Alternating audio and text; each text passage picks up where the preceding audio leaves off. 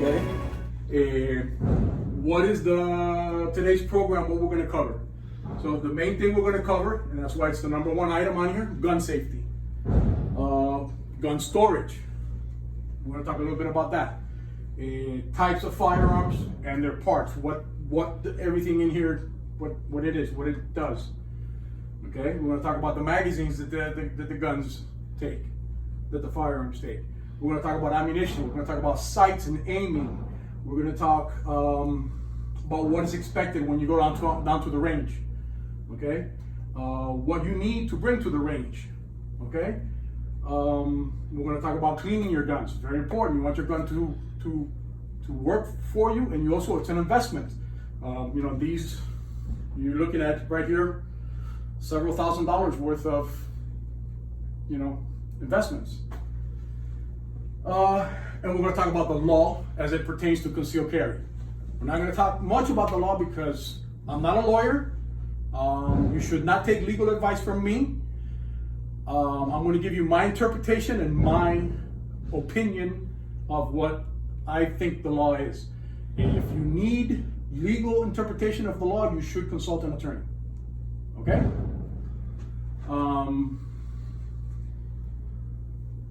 Today's goals: to highlight the basic knowledge, skills, and attitude essential for selecting, safely handling, and cleaning a firearm.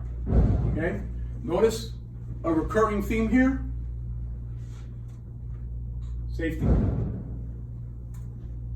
Okay. The NRA has what they call the three most important, or the three cardinal rules of. If you want to follow along on your printouts, it's on there. If you want to take the paper clip out, because the paper clip is just the information on the back that you didn't put together. But okay, so if you want to follow along, all this is on your handout as well. Okay, so the NRA uses what they call the three most important rules, or the three cardinal rules of gun safety. Number one: always keep the gun pointed in a safe direction. Okay, it's very important that you understand. A safe direction. Some people will tell you a safe direction is always keep the gun pointed at the floor. Other people will tell you, oh no, point it at the ceiling. Okay. There is no set safe direction. Right now we are at a second floor. I don't know what this floor is. This floor could be wood, could be concrete. I don't know. So for today's purposes, safe direction is going to be that wall, which I know there's nothing on that side. And that wall, which I know there's nothing on that side. So whenever I demonstrate a gun to you guys, I'm going to show you that it's empty. I'm going to point it in a safe direction. Okay, meaning that way, that way. I'm not going to point it up because ricochet. Okay, bullet can ricochet off this concrete very easily. Okay, not only ricochet, but you have what's called what we also refer to as, and you know it because you've taken the Hilti training, right? So when a bullet hits here, you have what's called spalling, which means the concrete will blast out in every direction. So we don't want to point at the concrete ceiling because that's not necessarily safe. Okay? So always keep the gun pointed in a safe direction. Always keep your finger off the trigger until you're ready to shoot. You're going to notice, so again, you're going to notice that, again, it's empty, right? I'm going to show you, every time I touch a gun, I'm going to show you it's empty before I do anything. Okay? So you notice, as soon as I pick up a gun, where does my finger go? That's just 30 years of muscle memory and habit. You guys need to learn that. You'll see people pick up a gun and they'll do this. That's not good. That's not necessary. That's how you see rookies, people that are new to gun handling and new to guns. That's how they'll do it. Or they'll pick it up and they'll put their finger right inside the trigger guard right away. Okay? That is not the safe way to handle a gun. The finger always goes, you grip the gun with these three fingers and your thumb high, okay? And your finger always on the side. And we'll go into that a little more as we go along. Okay, always keep the gun unloaded until it's ready to use. You guys see every one of my guns here is unloaded. I even have what's called the chamber flag. A chamber flag can be anything. Tie wrap on this ring, okay, just to indicate that, hey, there's nothing in there. Okay? We want to talk more about that also when we talk about range etiquette. Okay?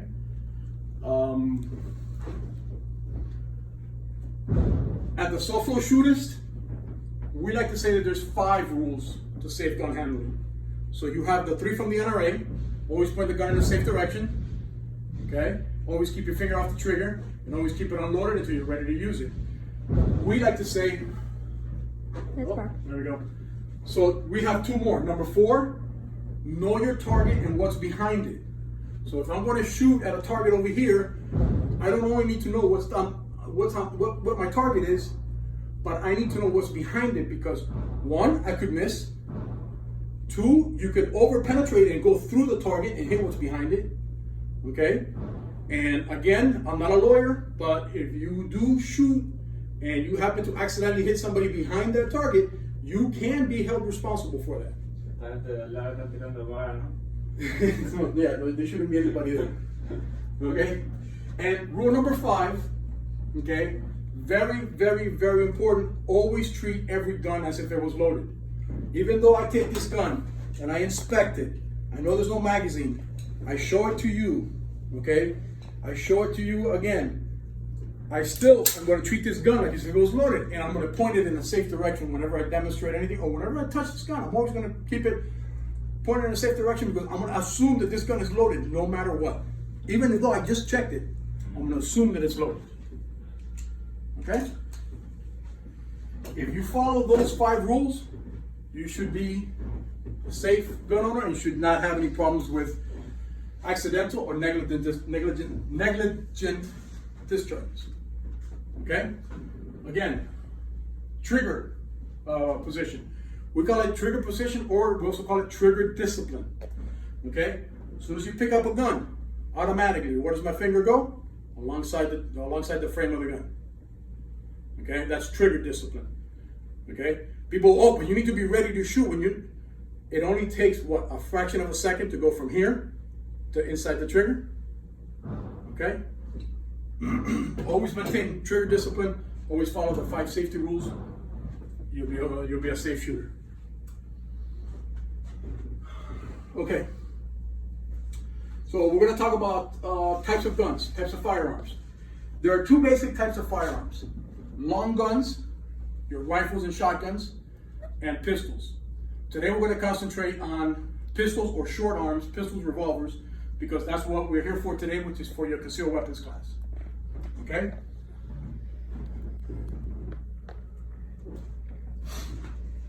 Okay. No, so once you have your concealed weapons permit, you do not have to wait the 5-day waiting period anymore. As soon as you pay for it, they run your background check, you can take your firearm home. Okay? So basic types, okay, so we're talking now about pistols, because again today, this is what today's class is about, is short arms, pistols. So we have your single action revolvers. Those are your cowboy guns. You know, you see in the Wild West, you take the gun, he takes the gun out, he cocks the hammer back and he shoots. He needs to shoot again, he needs to cock the hammer back again, shoot again. That's a single action revolver. Yeah. Double action revolver. Double action revolver is a revolver like the cowboy gun, but it has, pulling the trigger does 2 functions. It cocks the hammer and releases and fires the hammer at the same time. So that's a double action. You one single pull of the trigger does 2 things: cocks it and fires. Okay? Then you have your semi-autos, which again, every one of these that I have here represented today is a semi-auto, because really the majority of people nowadays, that's what they buy. Revolvers, people buy revolvers too, but it's much more, or much fewer. Okay? And again, semi-auto means that the gun will load the ammo automatically every time you shoot.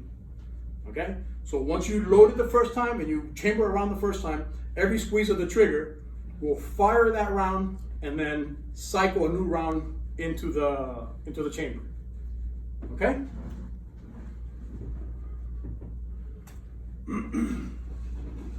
Okay, so we're going to talk a little bit about what makes up a gun. What are the parts? What do they mean? What are they? This is we call this nomenclature. So the part where the bullet comes out, the tip of the barrel. That's your muzzle. Okay? The barrel, in this case, this is a semi-auto, so the barrel is actually inside. So if I was to show you again with this gun, you can see the barrel, okay, because the slide is locked back. Okay? The frame, that's the main part of the gun, the body of the gun. Okay? So this is the body of the gun, this is the frame of the gun. Okay? The slide, this is the slide over here. Okay? This gun here, they show you a safety. Okay? This gun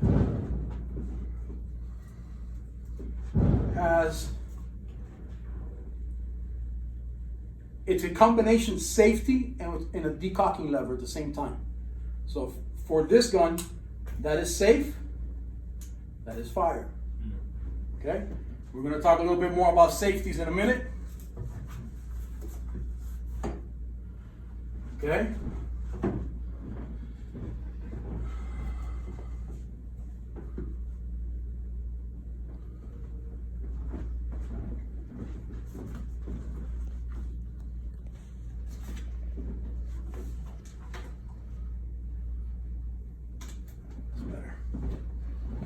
Okay, so we left off at the safety.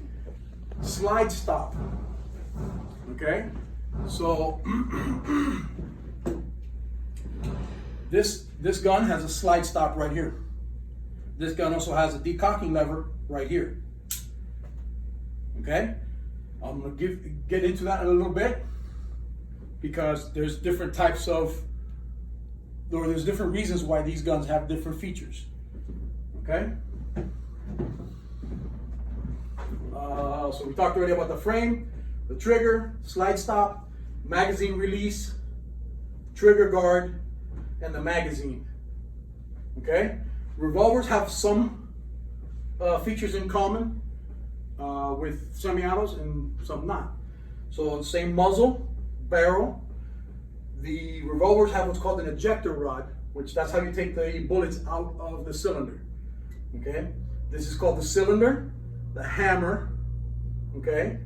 Cylinder release, the grip, which is the same as here, even though it's not labeled on here. It's just kind of like they mixed it in as part of the frame, but this is your grip as well. This back part of the grip is called the back strap. This is called the front strap. Some guns have interchangeable back straps to fit your gun better, or you fit your hand better, okay?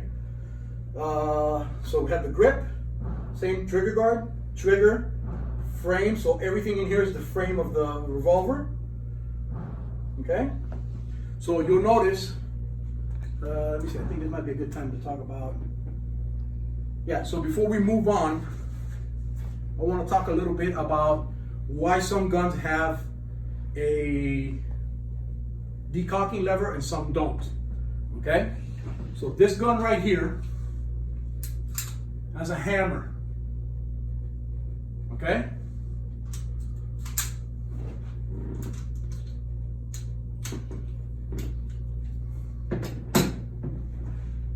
This gun, your Glocks, do not have a hammer. Why do they not have a hammer? Because just like the Sig Sauer, this is what's called a striker fired, which has a firing pin and a spring that holds back a spring holds back the firing pin, and when you squeeze the trigger, it releases the firing pin, and it's called a striker. So it doesn't have a hammer, it doesn't have an external hammer like this. So there's nothing to decock. Okay? Is that clear?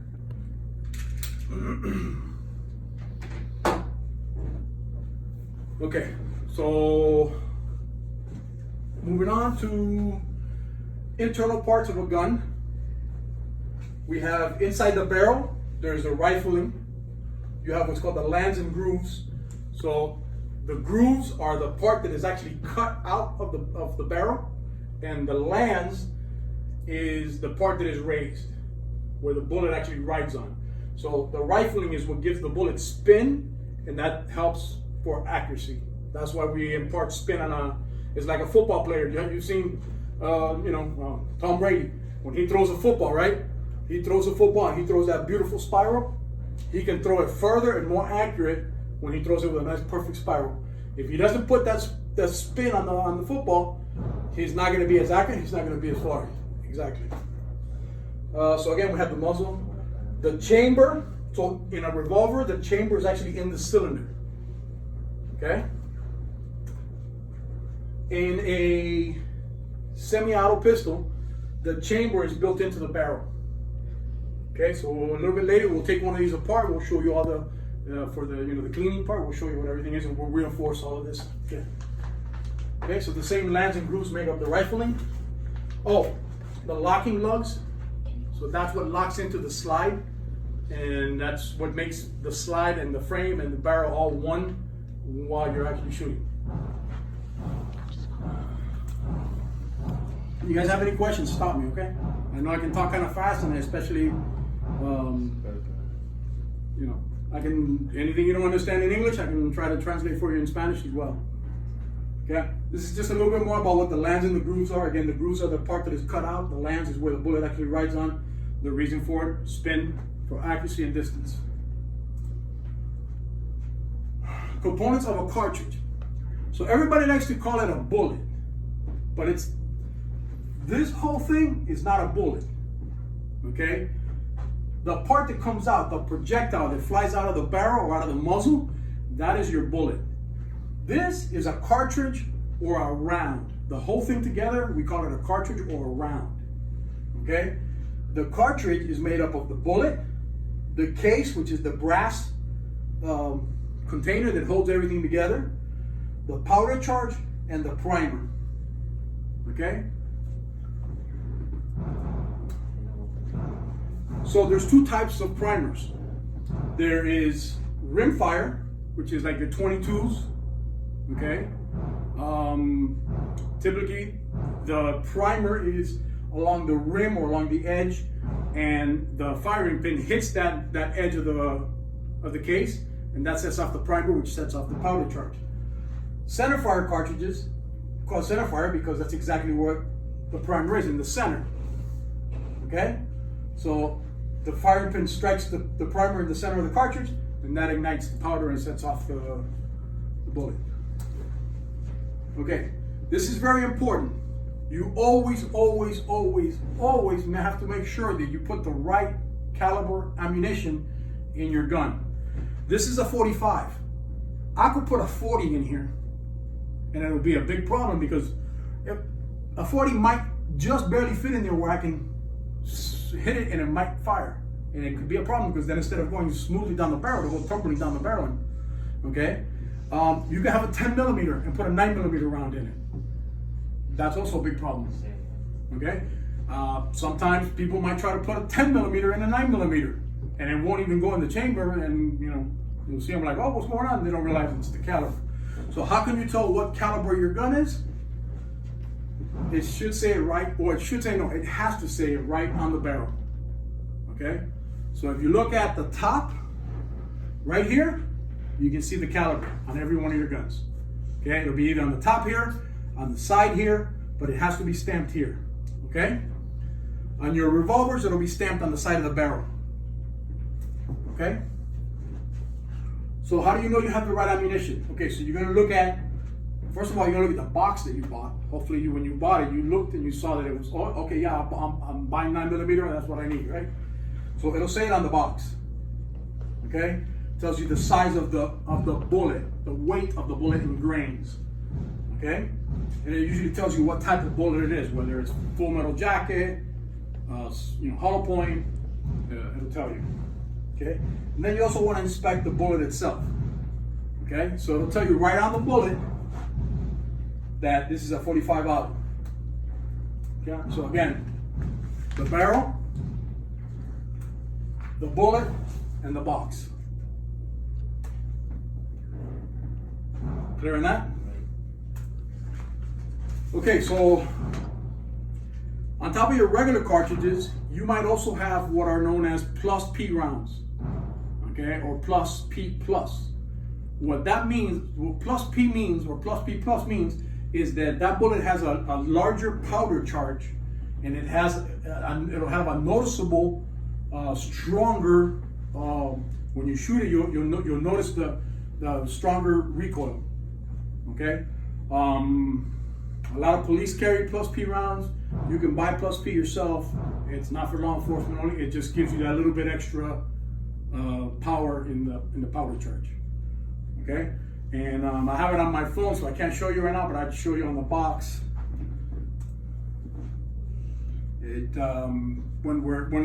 Before we're finished today, I'll show you the picture of a box that has plus P on it, so you'll see where it shows it on the box as well. Malfunctions,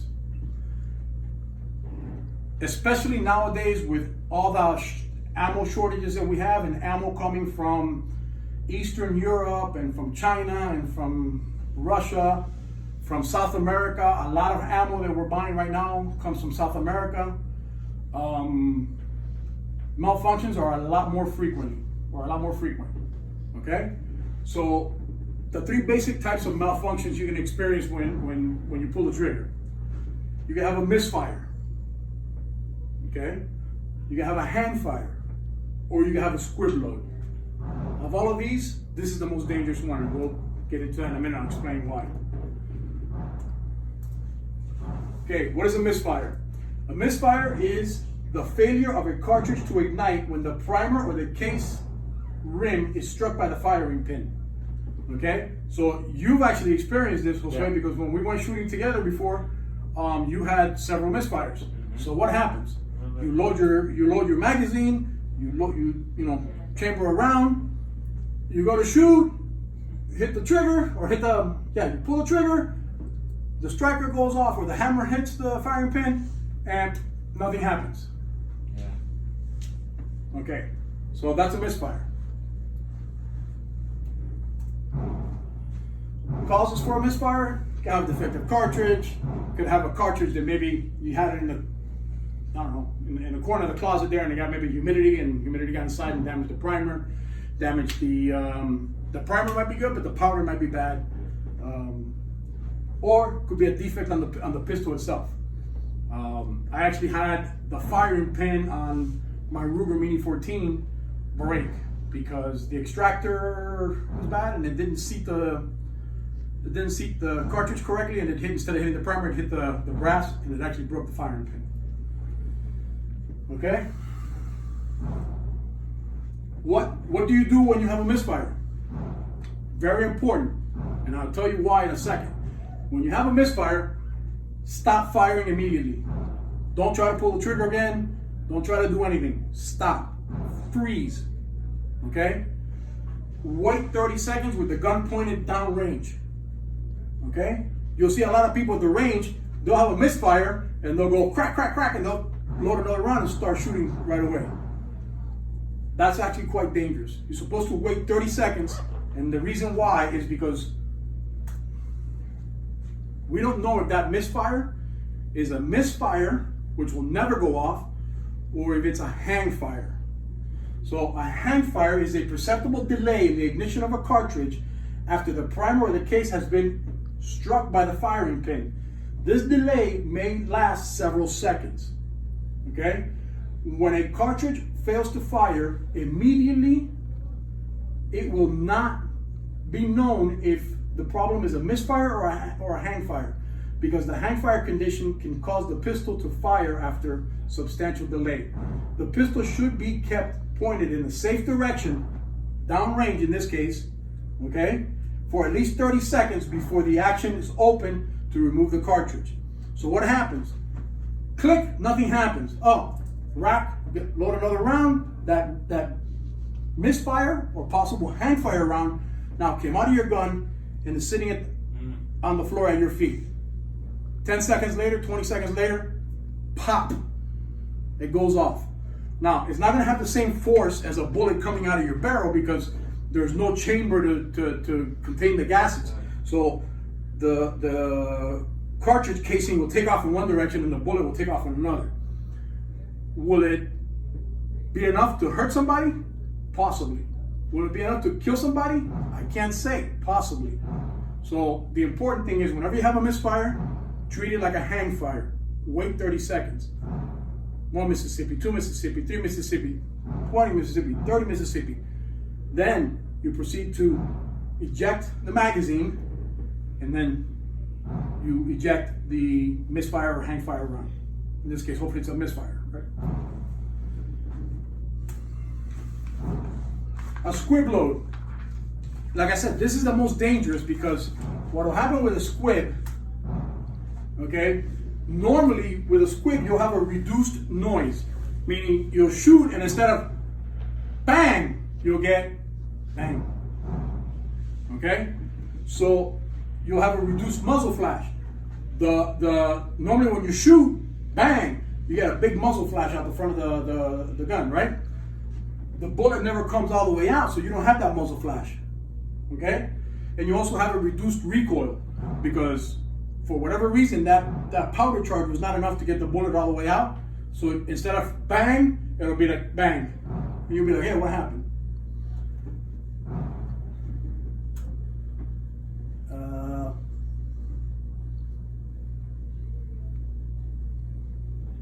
So this is what normally happens, right?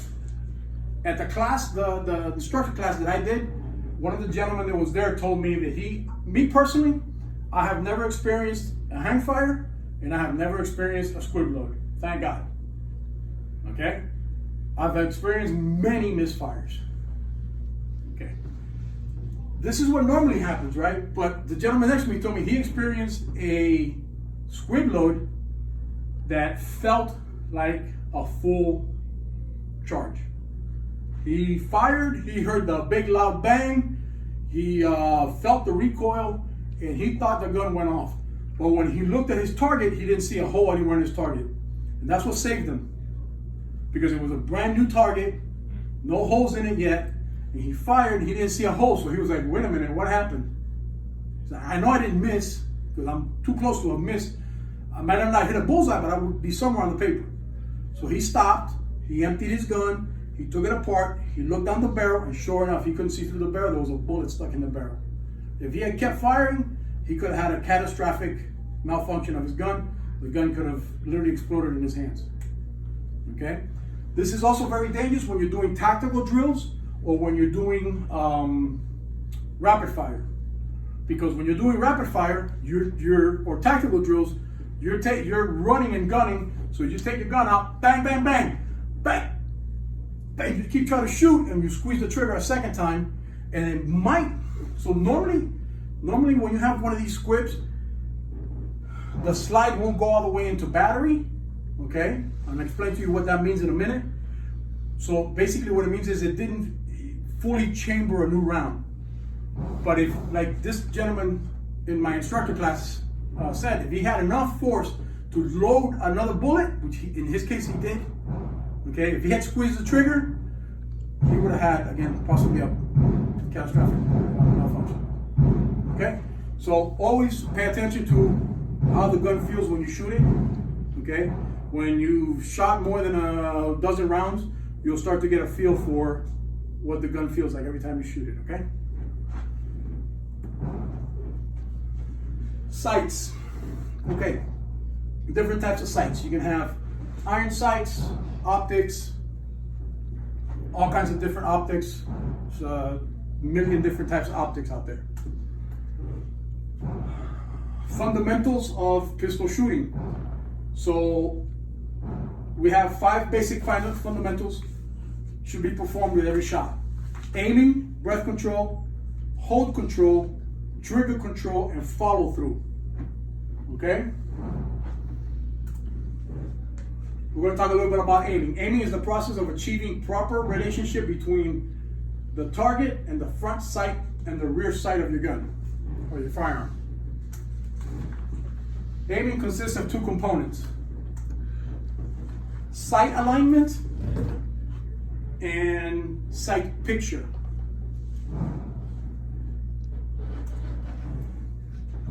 Sight alignment. So this is your back sights. Okay, basically this cutout here is your back sights. This is your front sight. Sight alignment is aligning the front sight inside this little window here, evenly spaced on both sides and even across the top. That's basically what sight alignment is. So it refers to the proper relationship of the pistol's front sight to the rear sight. Front sight, rear sight, they need to be lined up. You know, if you're lined up and you're like this, you're gonna hit low. If you're like that, you're gonna hit high. You know, if you one way or the other, you're gonna hit it to one side or the other. Okay? Errors in sight alignment. Sight alignment is more critical than sight picture. Okay? We're going to explain a little bit about why that is. Okay? Sight alignment errors more critical. That's the same. Didn't that change? Okay. So this is more of an example of sight picture. And that's sight alignment. So if you look here, you see the bullseye, but you don't see the front sight. The front sight's over here. Okay? And you see where he's hitting is off to the side. Okay? So básicamente, this is your front sight, this is your back sights, right? So if your back sights are to the left, that means that your front of your gun is to the right and you're going to hit to the right. If your sights are to the right, it means that the front of your gun is to the left and you hit to the left. Okay? So if you don't have this picture correct, no matter where I position my sights on the target, the sight picture, you're never going to hit the target. So sight alignment is always more important. Okay? And that's what they're showing you here. So if you look at this next picture, you can see the front sight. Okay? So your front sight is perfectly aligned in the back sights, but he's still hitting a little bit to the left. Why? Because his sight picture is a little bit to the left. So he's got his alignment perfect, but instead of being right on the target, he's a little bit to the left. But look at his grouping. His grouping is perfect. So he's got good sight alignment. He just needs to adjust his point of aim for his sight picture. So here, this is what happens typically when you're holding.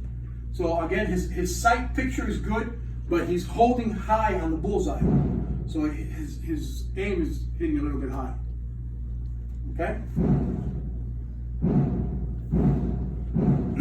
When we're shooting, so you need to train your eyes, okay? And it's a little hard at first. Most people, when they first start shooting, they train their eyes to see the target, and they see the target perfectly clear, but the sights are blurry. So you need to train your eyes, and when you're shooting, okay, you're looking at that. Your focus is on the front sight. That's what should be in focus. Your rear sights are going to be a little bit blurry. Your target is going to be a little bit blurry. Your front sight of your gun should be in focus. Okay? Breath control. So, when we're shooting for accuracy, when we're target practicing, you want to control your breath.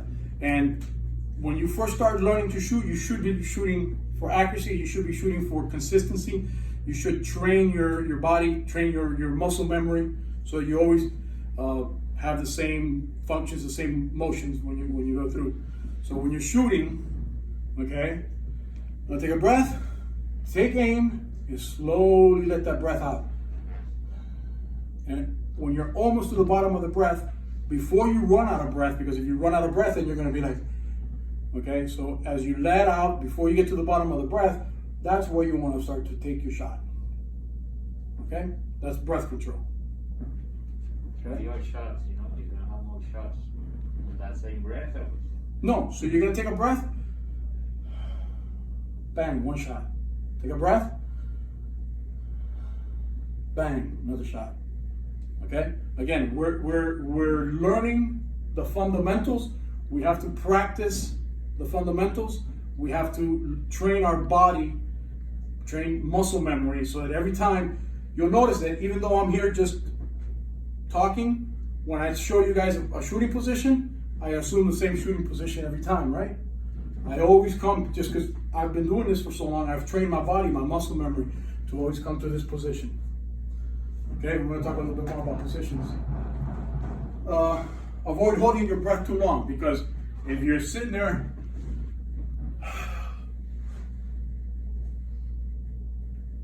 you get tremors because your muscles run out of oxygen, and you get tremors. And if you're shaking, you're not going to be able to hit anything. Hold control. That's a fancy word, a fancy term. It just allows the shooter to maintain proper sight alignment. So that comes with practice. Hold control means when you step up to shoot, you're gonna bring your gun out and you're gonna hold that same position. Okay? That's hold control. And you want to be able to hold that position. So if this is the position that is comfortable for you, which this is how I shoot, okay? So you want to be able to hold that position. You want to be able to hold that position steady. That's hold control. If you can't do this, then you need to find a position that's good for you. Okay? We'll talk a little bit more about positions. There's a couple of basic positions that we're going to talk to. The NRA wants me to teach you one specific position because it's the basic introductory position that, you know, if it works for you, great. If it doesn't, as time goes on, you'll get to what's comfortable and you'll find your perfect position. Arc of movement. So everybody, I don't care who it is. It could be that best sniper in the world. It could be you, the first time shooter, me that I've been doing it for. Everybody has what they call a little bit of an arc of movement. And you'll notice if I was to bring and put one of my lasers on one of these guns and you were to aim at a target, you'd see that laser doing like a little dance at the end of your target. So that's part of your hold control and knowing when you can squeeze the trigger. Okay, so in that little arc of movement that you're doing, and I'm exaggerating here because it's really much less than this. Okay, in that little arc of movement that you're doing, you want to find the right spot to, at that moment where the breath is almost about to run out of air, before you run out of air, the arc of movement will stop or slow down, and that's your sweet spot to squeeze the trigger. Okay? Trigger control. So you'll see a lot of people. So trigger control is a proper method of activating the trigger to maximize movement to minimize movement that can misalign the sights. Trigger is between fingertip and first joint of the finger.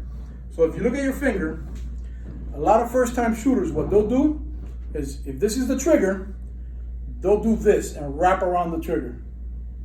And what happens when you do that is you're not squeezing the trigger straight back, you're doing one of these. And when you do this, the tip of the gun is going to do this. That's why you see a lot of first-time shooters will hit low and to the left, because they're doing this. Okay?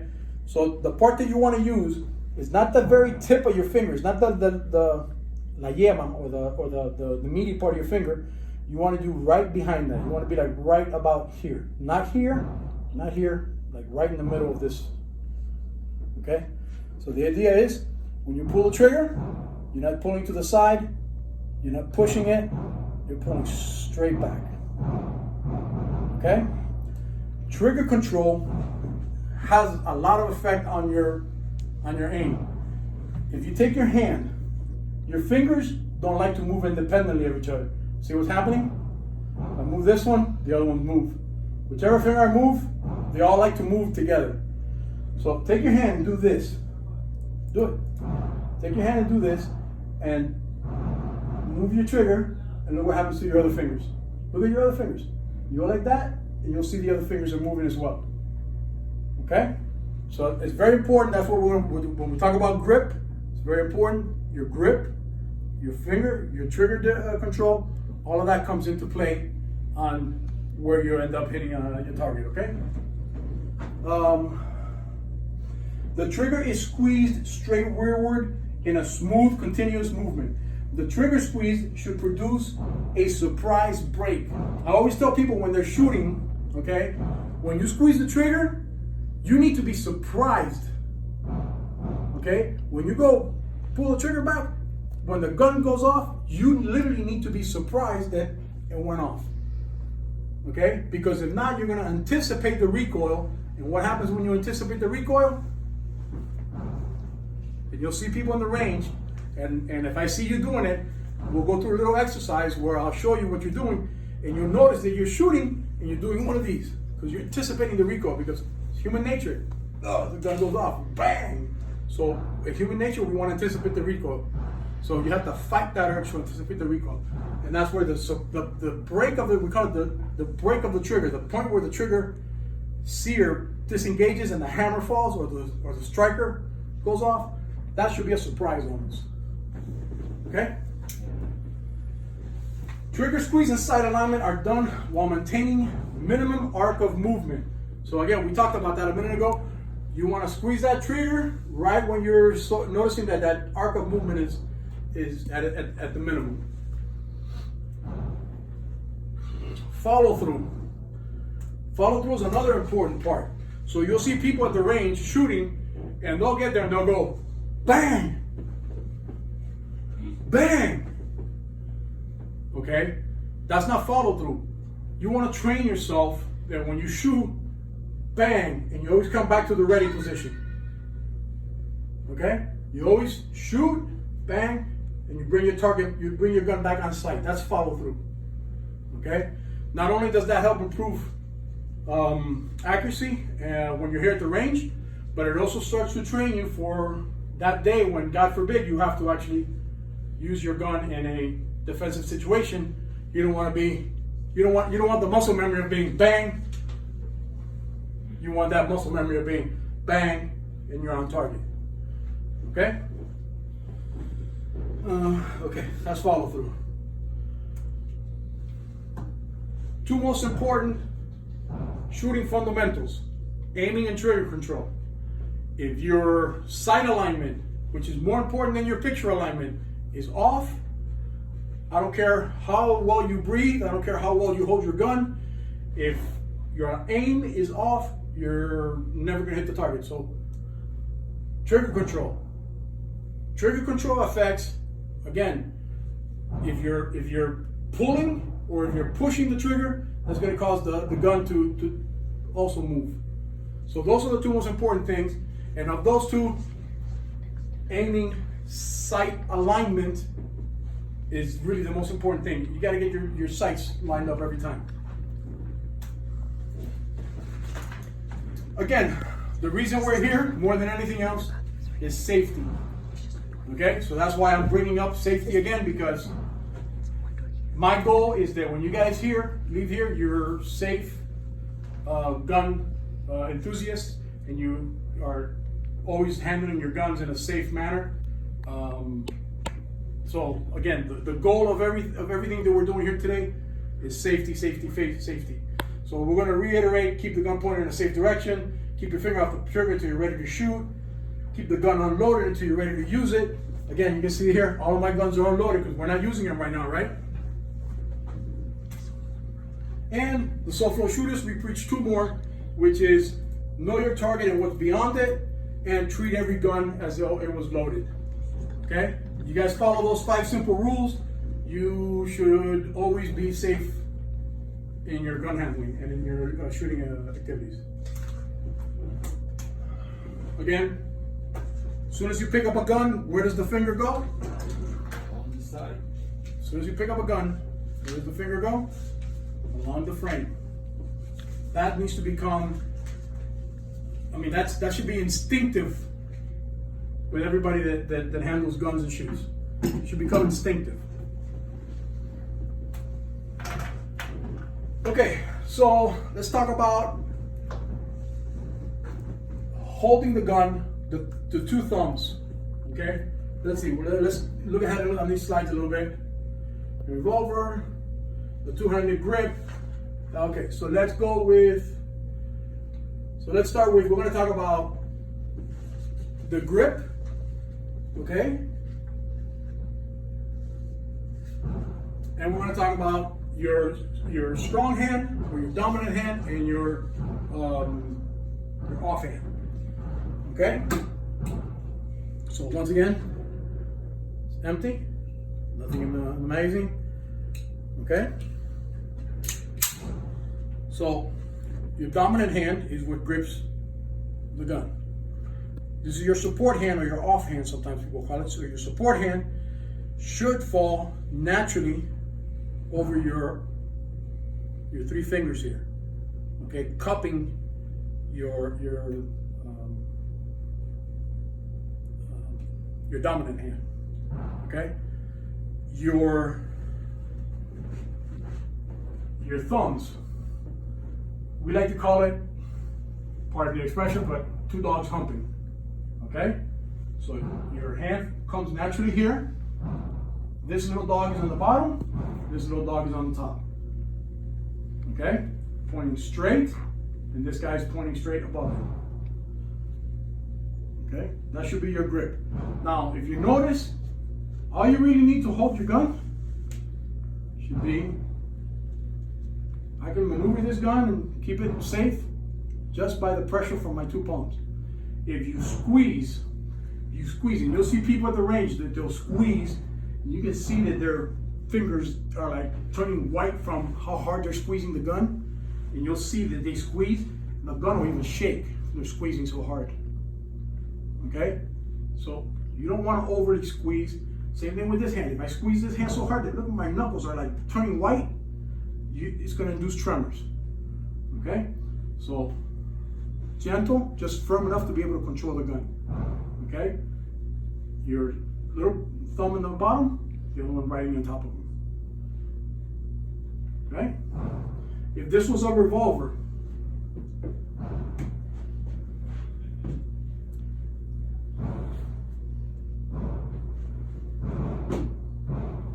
so if this is a revolver, we use a slightly different grip because the cylinder would be right here. And see how this gun has no gap here between the chamber, okay, and the slide? A revolver has a little bit of a gap here. So if you do this, when the cartridge goes off, there'll be hot gases coming out the sides and you'll burn your finger. So with a revolver, the grip is actually your non-dominant thumb on top of your dominant thumb, okay, and pointing somewhat down. Okay, so that's revolvers. You'll notice also when I grip my gun, I don't grip it down here. Definitely don't want to grip it up here. Okay, this is called the dovetail. The web of your hand goes snug up against the dovetail. Your fingers come around, forming the grip, and then your offhand or your non-dominant hand cups for support. You'll see people sometimes do this, especially in Hollywood movies. You see them doing this all the time. That's not correct. This is correct. If you want to do this, it's not ideal. It's not the right way. It's not what I'm supposed to teach you. I've seen people do that all the time. I've done it sometimes as well. This is the right way. Okay? And again, always your finger off the trigger until you're ready to shoot.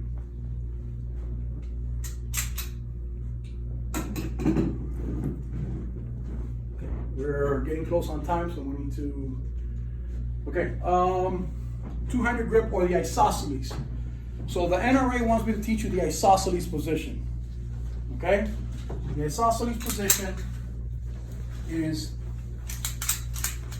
sorry, again, the gun is low, I'm not loaded, nothing amazing about it, right? The isosceles position is your feet about shoulder width apart, okay? Your arms, you're gonna make an isosceles triangle. That's why it's isosceles. So you're gonna bring your arms straight in front of you. Now, you should bend your knees a little bit. You should bring the gun out in front of you, okay? And you don't lock your elbows. You kind of relax your elbows a little bit, but not, so to basically form that triangle. And that's your isosceles position, okay? As you've seen me, I don't shoot isosceles, I shoot the weaver. Or some people call this the the tactical or the modified weaver. Okay, the weaver is kind of like this, or not so far apart, kind of like this. I shoot a little bit more crotch down like this, just because that's the way I learned. That's the way okay. So the weaver, that's what you guys want to practice. When you do the weaver, a little bit of a bend in your knees, and the arm's not quite locked. What happens is if you don't flex your knees a little bit, you'll see people at the range. They'll do this. And they'll be shooting like this. Okay, and you shoot and you're like off balance. So you want to have a little bit so you can absorb the recoil. Okay.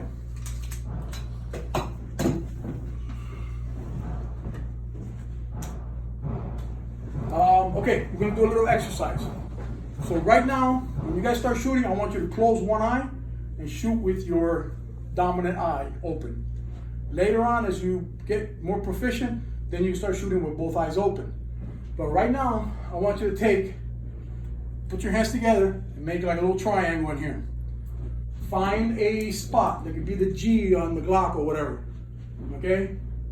Come up to the G and bring your hands to your face. You should, no, you're doing it wrong. Keep your head straight, keep your head straight, keep your head straight. Start down here, bring up, and bring it in. And your hands should automatically go to your dominant eye. Oh, yeah, well, definitely the left one. So in this case, you're left eye dominant. That could happen. Some people are right-handed, left eye dominant. Some people are left-handed, right eye dominant. Some people are equally dominant. Okay?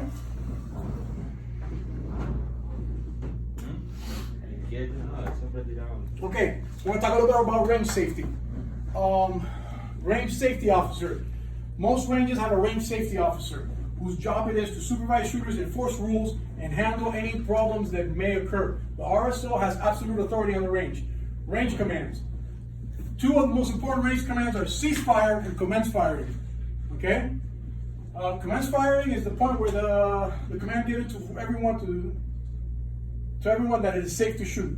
Ceasefire is used when all shooting must stop and anyone at the range can call ceasefire at any time. So you can, if you have an unsafe situation, you can say ceasefire, ceasefire, and everybody's supposed to stop shooting. The range safety officer will come to you and he'll help you with whatever your situation is. Okay, here's the steps to take if somebody calls ceasefire. If somebody calls ceasefire, stop shooting immediately. Fingers off the trigger. Okay? So stop shooting immediately, finger comes off the trigger. Okay? The range safety officer gives you command to unload and make safe. Unload the gun and make safe means unchamber any rounds. Okay? So you remove the ammunition remove your ammunition source, meaning you take the ammunition out of the gun, empty the chamber, lock the action back.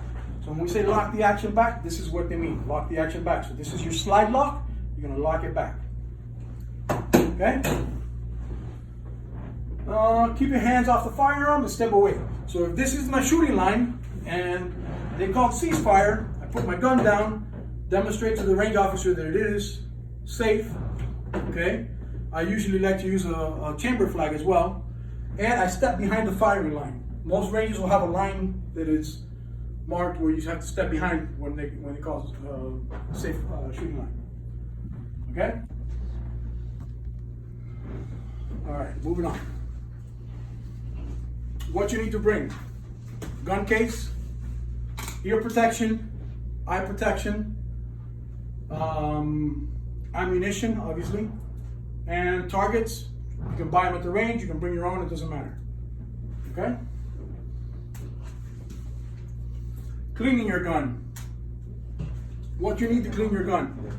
So at the very, very minimum, when you start cleaning your gun,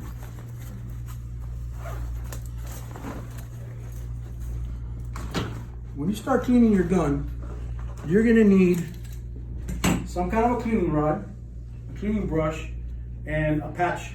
So this one is really for my rifle. So this is actually chamber for 223. So that's for my 223, and then a wad or patch hook. Okay. This is your very, very most basic that you're gonna need. And a rubber. Okay.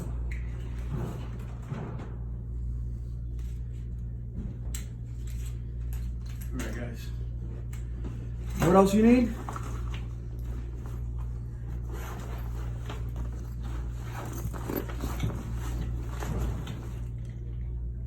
Powder solvent, clean the powder residue, and oil. I like to use this oil best. It's my favorite oil to use. Okay. So once again, you know what? Actually, let's use your gun as the example. Okay. It's not loaded. Nothing in the magazine. This is called your takedown lever. So you can push that down. Have to fire the striker before you can take down the.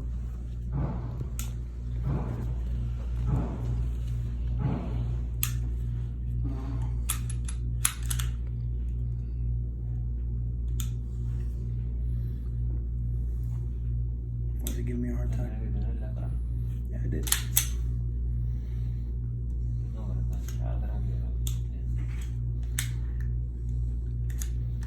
Oh, you're right. The P365 has to be all the way back. The Glocks is the one that doesn't have to be all the way back. So now with it all the way back, the takedown lever goes down.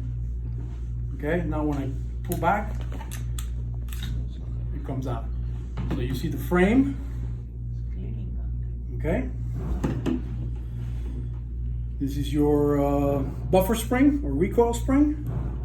Comes out. Okay. And this is your barrel, your slide, okay? Your firing pin is in here. The striker is in here. This is a striker fire. This is not a hammer fire gun, okay? For cleaning, your basic cleaning, that's as much as you need to take the gun apart, okay? This is your chamber, okay? Muzzle, barrel, and in this case, the locking lug is right here. Okay, and that's what locks and gauges up here. Okay, put it back together. Oh, and remember when I told you that, see the caliber right there? Every gun has a stamped somewhere on here. 9mm by 19, 9mm Parabellum, 9mm Luger, 45, 10, whatever it is, it's got to be stamped on there somewhere. Okay. The only difference between this gun and Josue's gun is that the slide is black, mine is gray. So the buffer spring engages in the barrel. Oh, one of the things that you'll see people do is they over oil their guns. This gun, the only places where I put oil on this gun is right here, okay, and right here, and I'll use maybe a drop or two,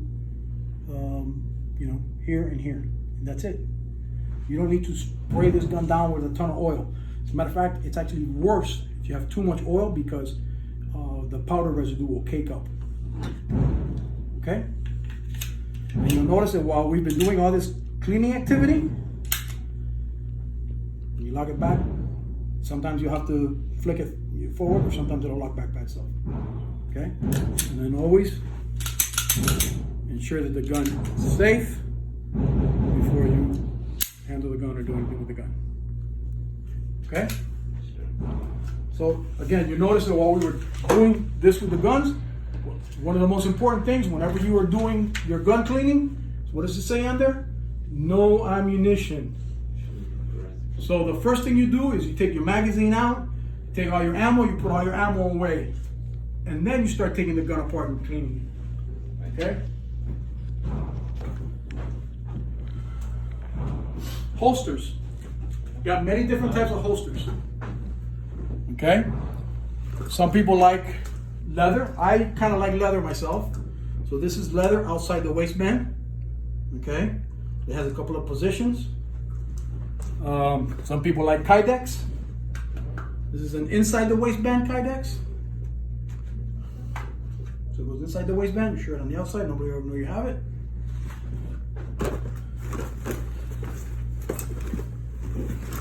Inside the waistband leather. Also the same thing. Clips inside the waistband. Nobody will know you have it. Okay. This is my everyday carry with my P365. Leather inside the waistband. You'll notice none of my this is the only one that has a thumb clip. All my other holsters, no thumb clips. Because frankly, when you go to reach for your gun, you don't want to have to be like, oh my God. Okay, you're going to be in enough of a panic as it is. Okay.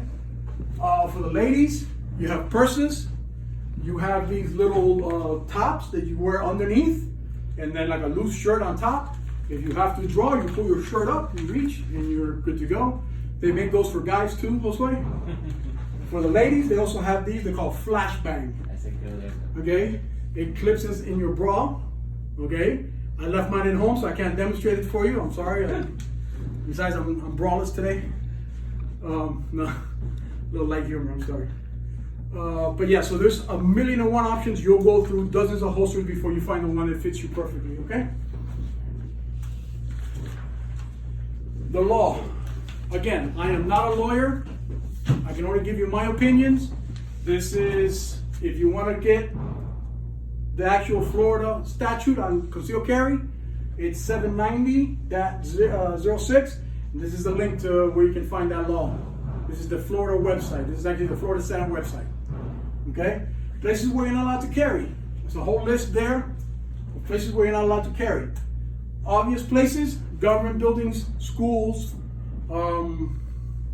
even if you were going through the drive-through of the school and you're picking up your daughter at the drive-through, you cannot have your gun on you in a concealed carry position when you're going through the drive-through to pick up your daughter at school, because you're on school grounds.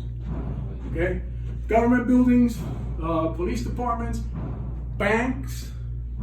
Okay? Those are places where you're not allowed to conceal carry. The gun shop, when you come to the gun shop, you are not allowed to conceal carry. Okay? You can have your gun in your bag or in your case or whatever, but you're not allowed to conceal carry. Okay? And the goal today is to get you your certificate so that you can get your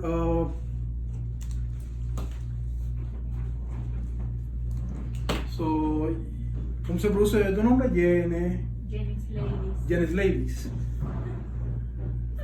Congratulations. Yeah. Jose, congratulations. Yes, sir. Okay. And that's it. That's our class for today. You guys have any questions? You covered everything, man. That was great. Okay. If you look at the paper, there was paper clipped onto here. This is the information of where you're going to go to get your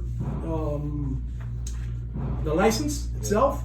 So it's the Florida Department of Agriculture, Division of Licensing, and it says that you can do it online, but in reality, you're going to have to call and make an appointment. They're not making appointments online. Okay. Okay? So now the next part is, let's go shoot.